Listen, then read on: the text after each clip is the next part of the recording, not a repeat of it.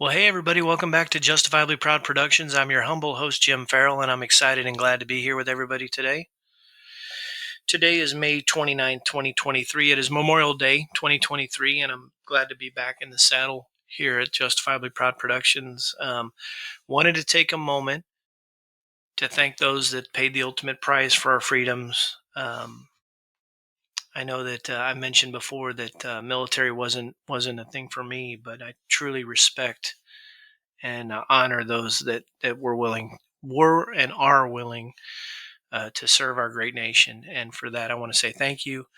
And if you would join me quickly in a moment of silence for those that have paid the ultimate price. Thank you.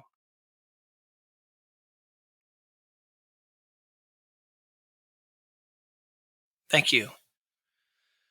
So, for those of you that are just viewing this for the first time, we've gone from audio to also adding video. We've added our YouTube channel, Justifiably Proud Productions. And I hope you've enjoyed some of the content that our creators have made, in particular the same circus, different clown stuff. I hope you've enjoyed that, as well as some of the informative stuff like about public fire education and fire apparatus anatomy and things of that nature. I hope that you've enjoying the page, and I hope that this adds something to your career as a first responder, whether you be a career first responder or volunteer or any type of person who helps other individuals. Um, haven't been on the show since about April. Was wrapping up college, got that all done, and just really focusing on getting that completed. I took 5 classes this last semester. It was 2 and then 3, each like 7 or 8 week sessions, but still it was a little time consuming. And so I'm glad to be back. I've enjoyed the people that have reached out about the podcast and the show, and I've enjoyed all the nice comments that everybody's had for me. And so we hope to continue to bring more stuff like that. We hope with the addition of video that it'll enhance our show and help us grow the application here.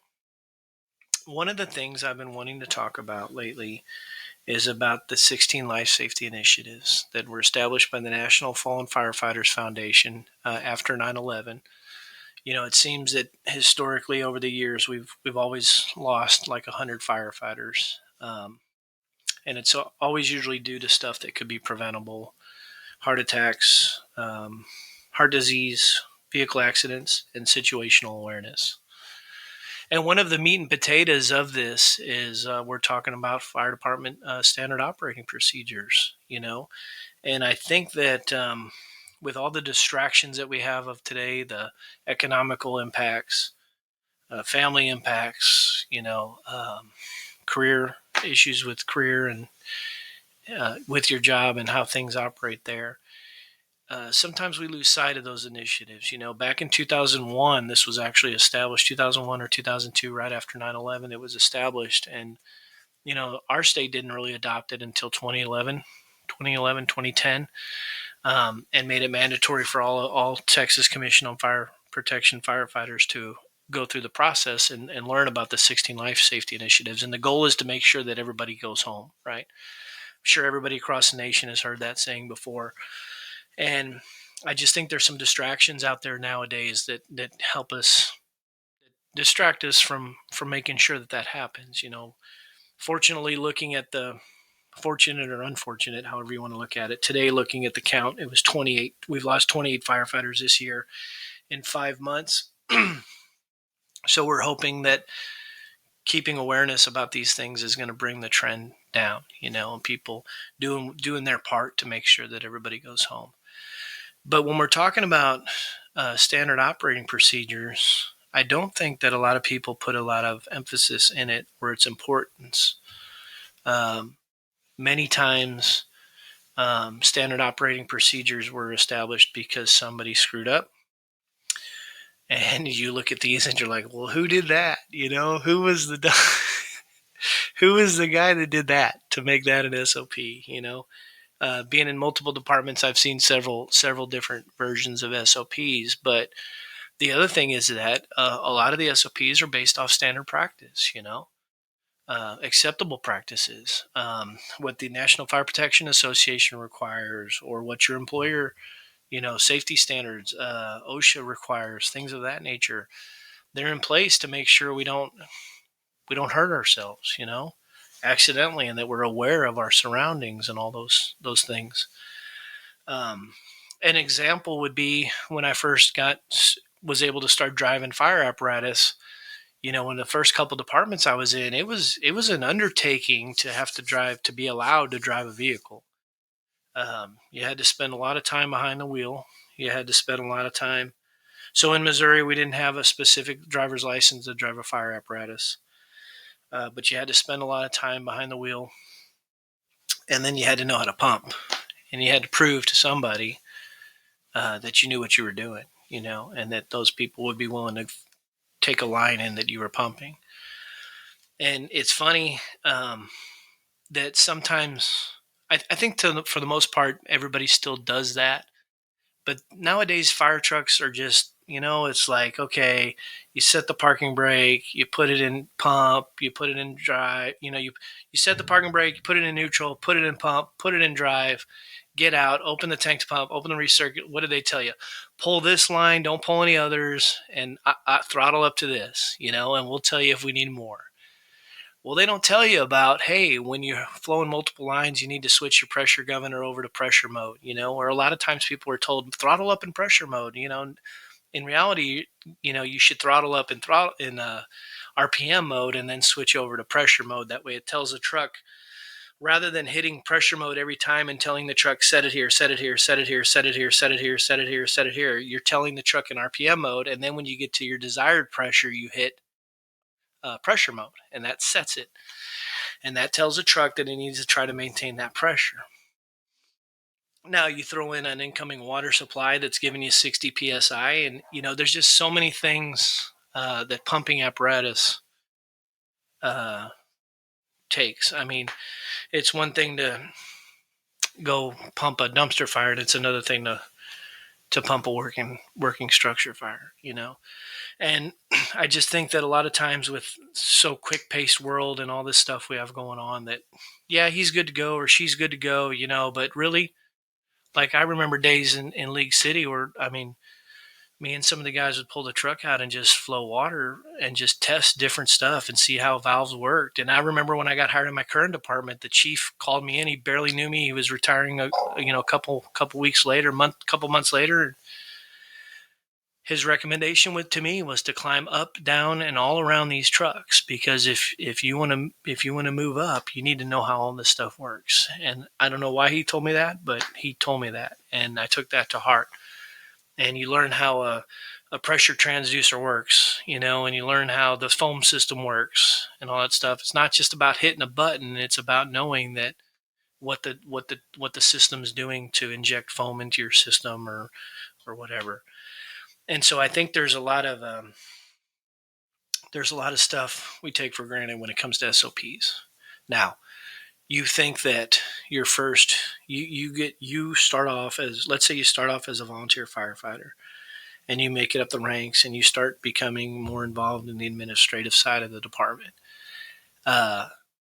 You really were first introduced into the administrative side of the fire department when you were handed your badge, your shirt, your pager, and your SOPs. That's your first introduction to admin. It tells you what's right and what's wrong, what can be done, what can't be done. Of course, it doesn't tell you for every situation, but it sure sets up a foundation. It sets up a nice foundation for you to make good decisions on the fire ground. If they tell you that you need to put the wheel chocks under the wheels the minute you get off the truck, well, then you need to do that. And nowadays everybody needs to know why. Why do we do that? The truck has redundant systems, and all this and that. No, because we're going to do that. We get that it's a redundant system, but we're going to do it. We're going to wear our vests when we step out on the street. We're going to put our cones out. There's nobody around. We're in an open parking lot. Put the cones out. That way, when you're on a serious incident, when traffic's really bad, you won't even think twice. You'll just know to put the cones out. And I think sometimes we take SOPs haphazardly, if you would. The thing about SOPs is that they should be a living document. When I first got in my first department in Missouri, every first meeting of January, we'd sit in the engine bay and we would read those SOPs and rules and regulations for our fire department. And it was meant to instill in us what we could and couldn't do. We knew that if our grades were poor, we were going to be we're going to be out of there. They would, us junior firefighters, they would check on our grades from time to time. We knew we couldn't use tobacco at the fire station. We knew, all these things. We knew about how to take care of our PPE and when we could ride on the trucks and when we couldn't. And so, I am, being the type of person that I am, I like to have that structure. I like to know black or white. And I know it's very difficult. But from the SOPs I've seen in my department, they are very clear cut, and there is very little gray area.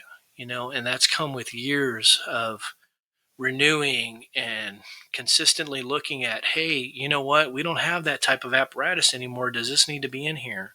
Or, hey, we have built-in pass devices now in our air packs. Do we really need to talk about the old ones that used to, you had to manually turn on?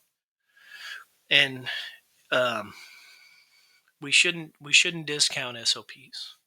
I kind of like to think of it as like thermal imaging.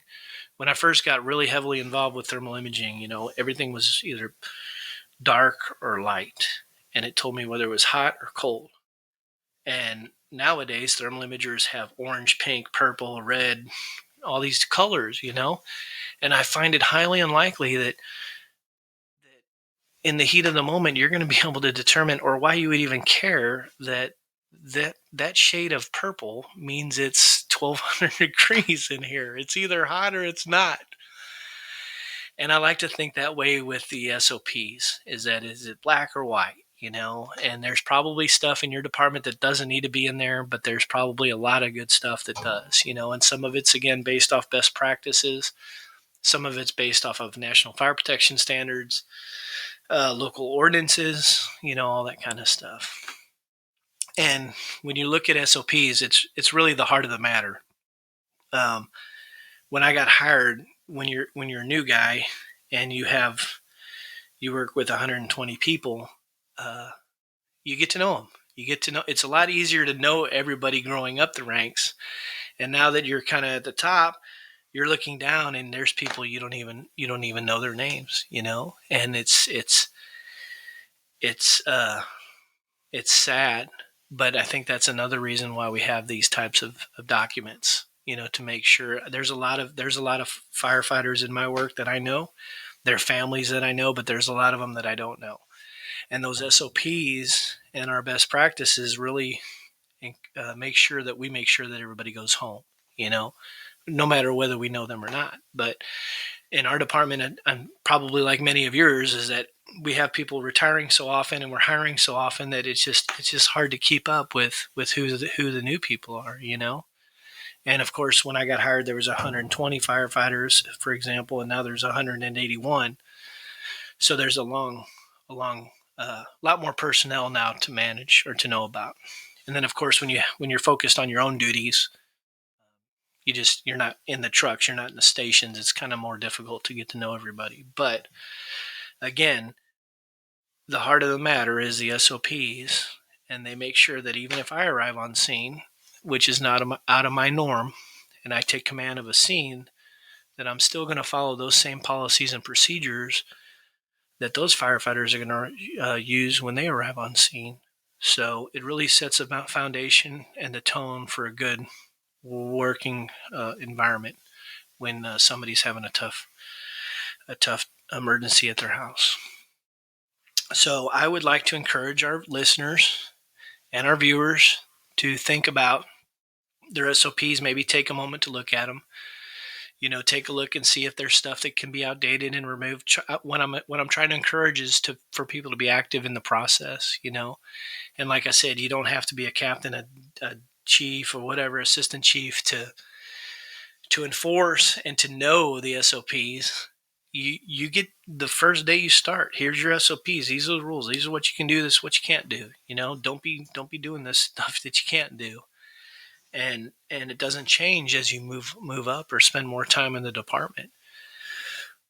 But FDSOPs are there to make sure. I mean, they're the foundation to make sure that everybody makes it home at the end of every run, and we owe it to everybody in our organization to be aware of that. And with the distractions that we have these days, I just wanted to share a little bit about that and hope that everybody thinks about that for a little bit. And remember too that the SOPs benefit everybody involved. They benefit the uh, the, uh, the the firefighters, the staff, the employees. They benefit the organization, the municipality, the county, the ESD, the fire protection district, whatever you work for, an ambulance company, and then they protect the resident or the civilian. You know, um, like if you have medical protocols, they tell you exactly how to handle certain situations. At least how to get the ball started until you can get on the horn with medical control if you need to. And everybody's relying on us following those policies and procedures. So with that, I'm going to let y'all go. Thank you for stopping by. I hope you enjoy our new YouTube channel. If you haven't seen it, check it out. Justifiably Proud Productions. And please continue to feel free to reach out and comment. I got Dolly's taking a nap right next to me right now. She didn't want to be in the video today, but hopefully she'll come on next time, and we're going to have some other guests. And take care of yourselves, and please make sure that everybody goes home. Bye-bye.